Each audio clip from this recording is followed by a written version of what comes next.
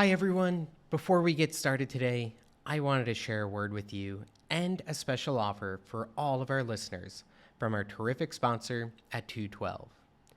Now, if you haven't heard of 212 and you're a startup founder, you need to make sure you don't miss what I'm about to say. At the heart of every business is your cap table. It's how you know who owns what of the business, and not only is it essential to understanding your ownership, but it's also increasingly a legal requirement expected of you by investors and regulators alike.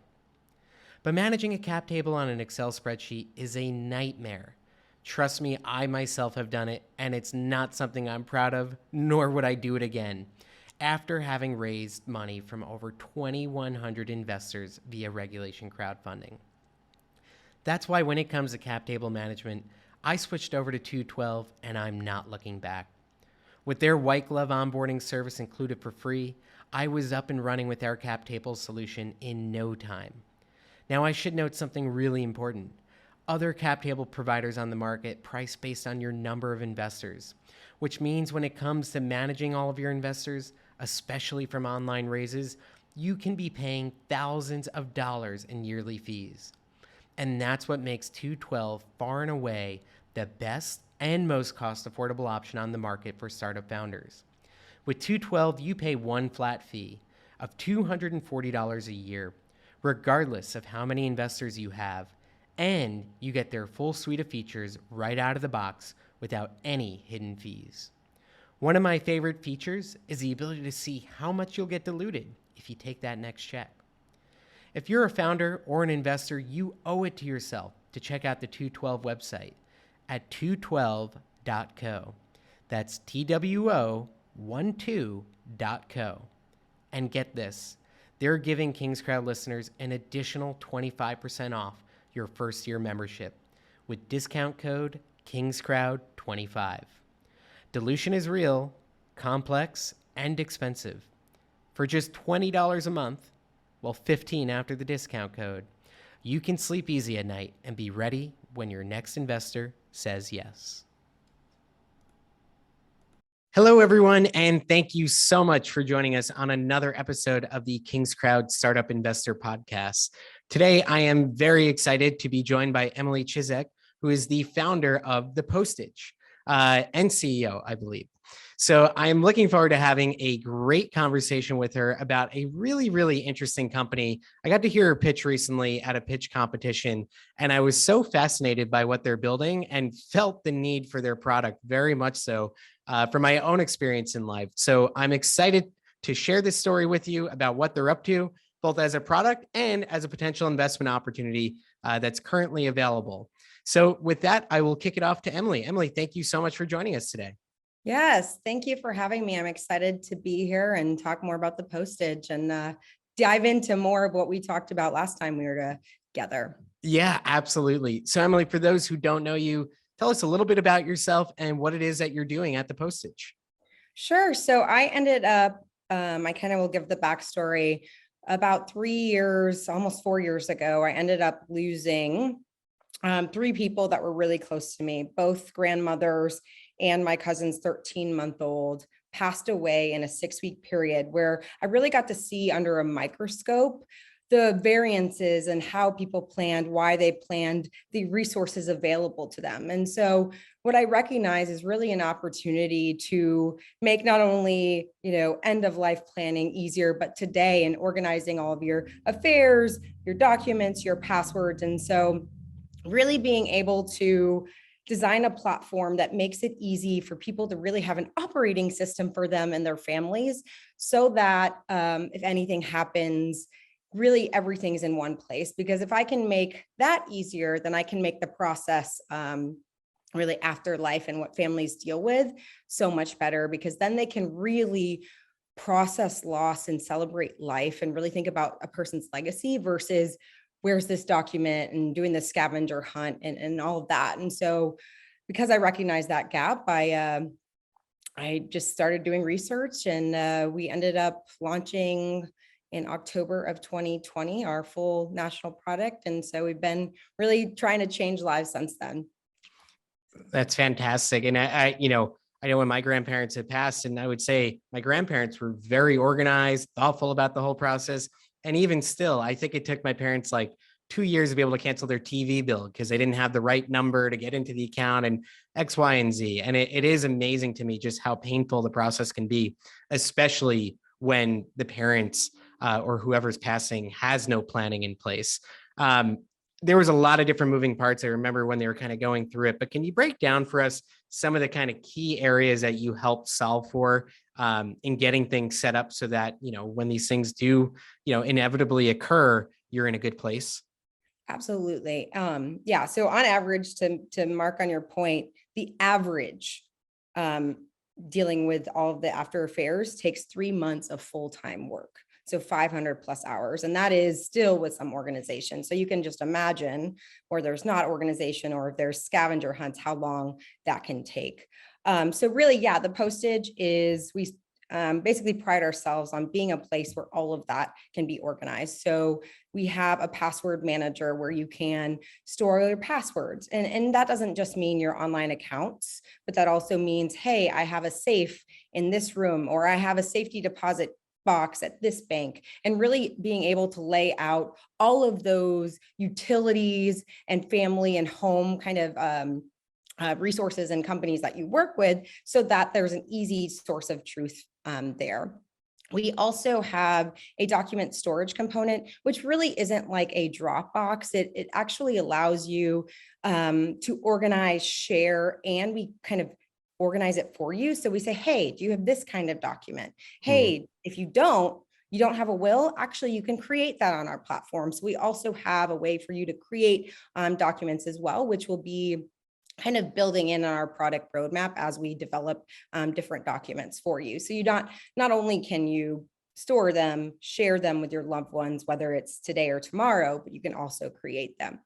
We also have a really a digital vault where you can organize all your pictures, actually a messaging component as well. So you can pre-write messages that you want delivered in the future. So whether that's, hey, here are some instructions after I pass, or a really PS I love you sweet message, birthday message, whatever it may be, and memories that you want for your family to carry on for generation to generation, you're able to record, store, and have all of that in one place. And so really the core kind of key products today are your will and wishes, your digital vault, and then your messaging and memories. And as we kind of build on our roadmap, it'll be integrating things like being able to create trust, prenups, other levels of family experiences in life where it's really important for you to be organized and kind of house that information.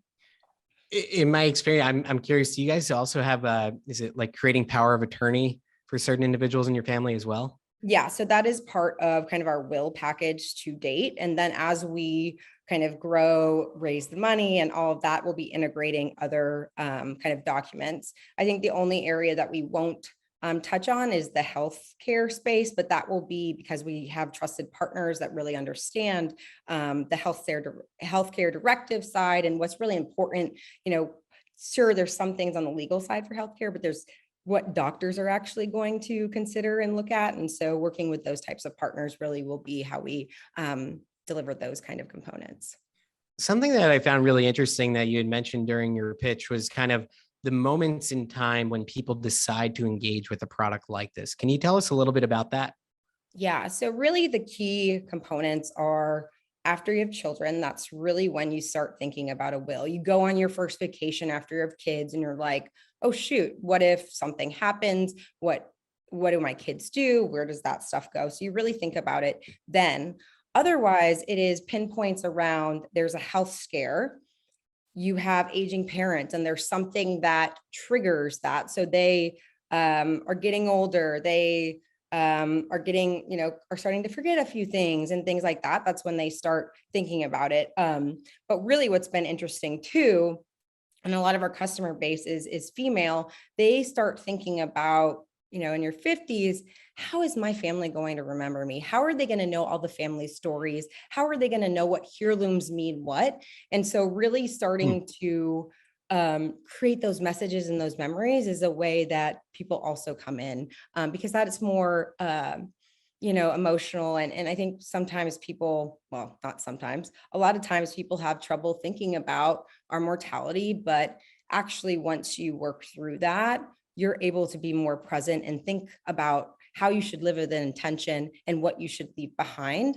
And so that's something I pride my team on. Every meeting that we have, we start with this game called the death deck, which pulls a card, you answer a question, just so we know what our customers are going through, what are those pinpoints in their life, so that we can really deliver the best product for them, to really make it them present today and being able to think about their futures. Yeah, that was actually something I wanted to dive deeper into. Having the conversation, bringing it up for a lot of people is very, very hard. Have you gotten any feedback from users that it's helped open the conversation or guide it in the right direction? Yeah, I think what happens is there's so much information out there. There's so many steps that people get really overwhelmed. And so what we've been able to do is really break it down by, okay, we know these things about you. Here are the 5 things you need to be thinking about. And because it's a really methodical step process, they're able to kind of take that emotion out of it and really have more of a, almost like a business discussion. And granted, it's not business, but it takes that extra pressure of, oh my goodness, I'm overwhelmed. There's so many steps. I don't know what to do, out of it, so that people can really work through those things easily, quickly, and thoughtfully, and then really focus on what's most important. Very, very cool. So once folks are up and running, how do you monetize this business? Sure. So there's a couple ways we do that. So we have a couple different plans where people can actually purchase their will upfront for $75 for individuals, and then $125 for couples. And then what they do is they end up paying a subscription where they can do unlimited updates and they can have access to the rest of the platform. If people don't already have a will or don't want to create that for whatever reason, they have the option of just paying a subscription that includes everything else, which, as laws change, as updates happen, we're going to be continually in touch with you, so that oh, here are the other things you need to be thinking about as you go through your life. And then kind of on the revenue, we also have revenue from partners, which is really our growth engine, partnering with wealth management groups, insurance, and all of the adjacent industries that make this, opportunity really exciting. Is they actually are providing this tool to their clients. And so they're paying us for access to the platform and setup fees for that. So that's really how we monetize our model. Got it. It's been interesting as I was kind of doing some background work on the company. There is kind of this growing trend and discussion around what they call death tech, which is an interesting term. But I think it makes a lot of sense. There is a lot that is very antiquated about this process at end of life and things like that. How have you funded the business to date? Sure. So we did a round that was 900,000 back in April. We closed on April 1st of 2020. So my first day as a full-time CEO was everything's shutting down. Hopefully you get your money, but you close this round. So we ended up raising then. That was from angels, friends and family, and that sort of round. We then had an extension in the spring, because I really recognized, after looking through the data and seeing what was the thing that got people to convert. And it was actually the creation of the documents that got them to convert. So it ended up pulling that forward in our roadmap by 6 months, getting that live. And so that extension really helped us get there. And now that we've had those established front doors out there, we are now raising for marketing scale and that sort of growth, but all has been through angels up to this point. I think what we're doing with the crowdfunding campaign is gearing up to leverage scale, but then have a larger round later in 2022 or early 2023. Got it. And what does the team look like today? Yeah, so we have 6 folks. All of us on the board and my CTO have been part of successful startups. And so really having a background and expertise in bringing non-traditionally online businesses and bringing them online. So what I call unsexy industries. So energy, bundling internet cable and all of that, because that wasn't a thing until 10 years ago, Internet of Things. And so bringing that same approach to this business really felt like a good fit, because it is still life oriented, and it is something that exists. Before it was door to door for electricity. Today it's people have shoe boxes and documents all over. Well, we're kind of bringing that next phase. So that's what's really exciting. My CTO had 5 successful exits, and he really built our platform so exceptionally well from a security perspective and beyond, that even Microsoft featured us in their keynote at their .NET conference last year. And so really proud of the team and where we're growing. In terms of the capital raise, where are you raising it? Which platform, and what's kind of the use of funds? Sure. So we are on Micro Ventures. We're raising up to $500K. Most of that will be related to product development, marketing, and growing a couple positions. So getting somebody in for business development, because like I said, I've been doing a lot of the partnership relationships. And so getting someone else in there that can really make that fly is really what's key to our raise.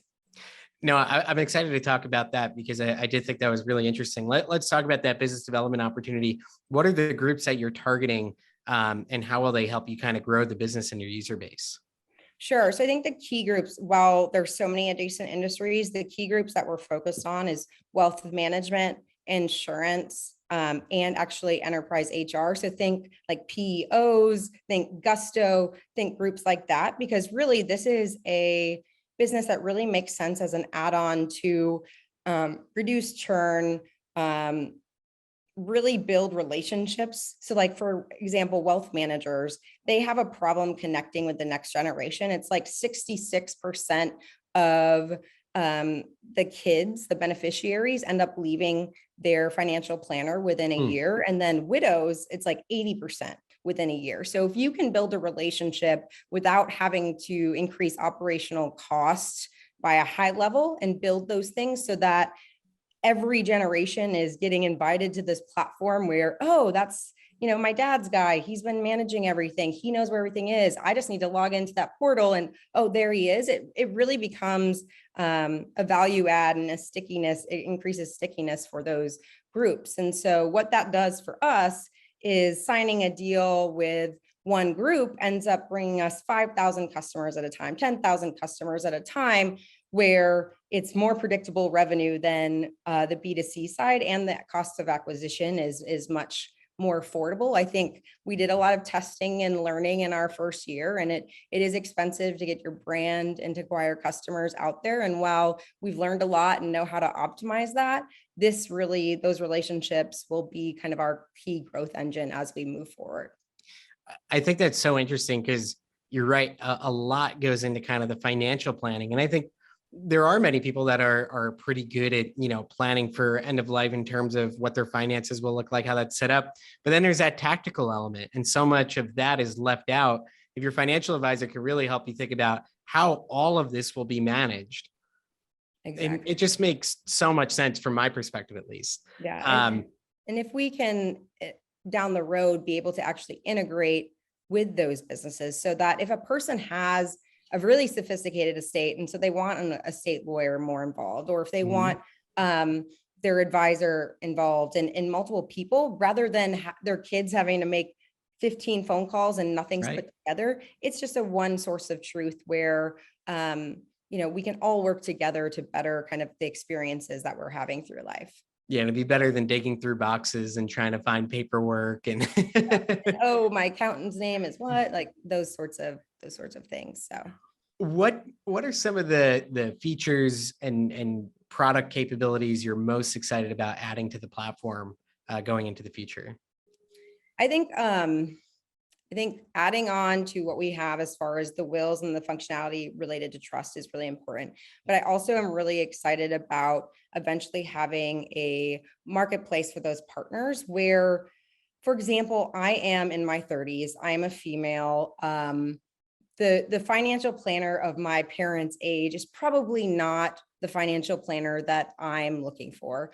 And so being able to connect our users in a very authentic way with advisors and folks that really make sense for who they are and where they've come from, I think Yeah. is really exciting for me. And I think the fact that our base is 65% female, I think there's some competitors out there that are doing really well, but they haven't cracked kind of the female market. And I'm really excited to help women actually be empowered to do this and find the right advisors for themselves and really take control of their lives and their futures. I think in the past, a lot of women have depended on their husbands to kind of manage a lot of this stuff. Well, now the power is at their fingertips, and being at the head of that is really exciting to me. And so that's kind of one of the features that I'm excited about. But there's so many. I mean, I have ideas every day on, oh, we should do this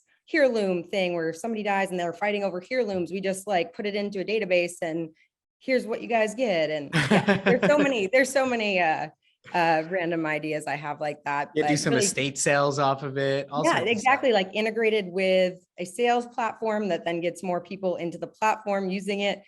Yeah, I got all sorts of increasing LTV kind of ideas. So Yeah, no, absolutely. So for you, from your perspective, if you think 2 to 3 years out from now, what does success look like for you in the business? sure. Do you mean vision wise, or do you mean like exit strategy, long-term strategy that way? I would say vision wise. Vision wise, I think we are going to be the special meld of legal tech and fintech, where we're really helping people change the way they plan for the future, how they view planning, and how they carry out their everyday lives, so that we're really impacting families today for tomorrow. And what that really, we're national, we've got a lot of great partnerships, we're really growing and all that path for really big and great things, I guess, is the way I would summarize it without too many forward-looking statements. No, I love that. And what do you think are kind of the greatest barriers, challenges that could hold you back from getting where you want to be? I think the biggest barriers are, well, one, I think the B2C side was really tough in cracking that and how we acquire and how expensive that is. I think that now moving more to focusing on that partnerships is really going to be able to actually help us grow the B2C side, but also leverage a really fast growth trajectory. I think also what's going to be a challenge, and because there's this boom in death tech, and like when I wrote my 50-page business plan, there was like 3 guys out there. Now there's a bunch. So really what's happening to me when I go and raise is people lump us all together while we're servicing very different needs. So being very clear on here's what we're doing, here's how we're serving people, and here's how we're helping people, and how we can differentiate within death tech, because there are a bunch of great groups out there doing a lot of great things that people just kind of lump us together. And so I think from a fundraising perspective, that's been an interesting challenge of, oh, like actually what they do is completely different. They're dealing with healthcare, they're dealing with this. So I think that's something. And then really people being more open. I think COVID has allowed people to open their eyes on, okay, there is this thing, I am, not going to be here forever. And so working through those challenges and letting people do that in a very authentic, good way. I think there's a fine line on the messaging and all of that. And we've learned a lot, and I'm excited about that, but there's always going to be some people who are very scared to work through that. And so if we can make that much easier, we understand that, that may be a challenge. It hasn't at this point, but that's what I want to change, is people being more open and understanding about this so that they can really have more authentic relationships and be present in their lives. So. No, I love it. And I mean, I genuinely believe that this is a needed and necessary service that has to be out there. And that's why I wanted to make sure we got to tell your story. For those who are looking for you to utilize as a product, for those looking to invest, where are the places that they should go? Sure. So it's just thepostage.com. is our website. There is a /for investors page, but there's also, you could just go directly to microventures on their crowdfunding section. And we're the first deal on the page. So we'd love to have you be part of this, because we are for all of you. We are for all the people out there. And so to have you be a part of it just really made sense, and why we did ended up going to do crowdfunding. So Fantastic. Well, it's been an absolute pleasure to speak with you, Emily. Congrats again on everything that you have accomplished at the Postage. Very excited for you and your team and for what it can mean for a lot of people. And for those who are interested, you heard it here first. You go to microventures.com to find their deal. Thank you so much for your time today, Emily. yes, thank you.